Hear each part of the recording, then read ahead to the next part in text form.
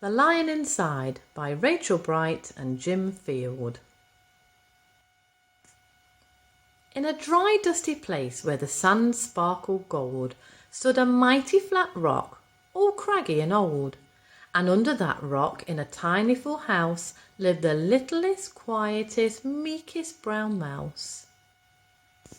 He was so very tiny, so incredibly small, that nobody noticed him ever at all. He got trod on, ow, and sat on, ouch, and missed out for stuff, ignored and forgotten. Yes, mouse life was tough. Meanwhile, far above, on top of the rock, times were quite different. It was Lion o'clock. This huge toothsome creature made sure everyone saw how important he was by how loud he could roar.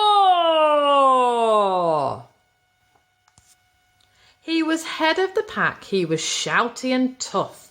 He loved showing the crowd he was made of strong stuff. Yes, all were impressed by this mighty king cat. If only, thought Mouse, I could be more like that. Then late one dark night in his Minnie Mouse bed, the cleverest thought popped into his head. He jumped from the covers and held up a paw. I've got it, he said. What I need is a roar. I mean, what if this mouse with the weeniest squeak was a little more grrr and a little less meek? Or he'd still be the smallest of fuzziest brown mice, but he'd make friends and join in, and life would be nice. Yes, thought the mouse, I must find out how. I will learn how to roar, and I will learn it now. But gulp, oh my gosh, there was only one beast who could teach him this thing, but might make him a feast. It was time to be strong, take a chance. After all, forever was such a long time to feel small. So he made himself brave, and he thought like a winner. He set off for the top, hoping not to be dinner. It felt like the scariest thing he could do, but if you want things to change, you first have to change you.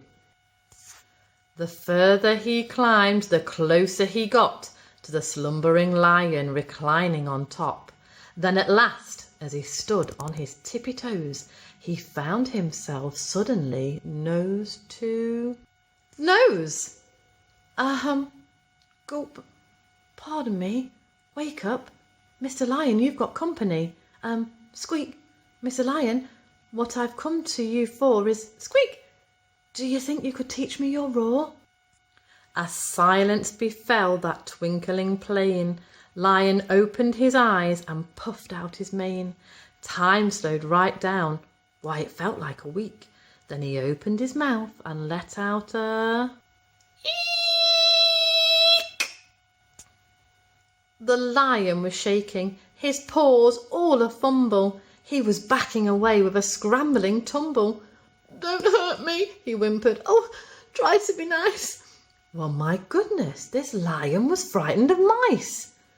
Don't worry, Mouse peeped. I'm a friend, not a foe. Let's rock this together. We'll have fun, don't you know?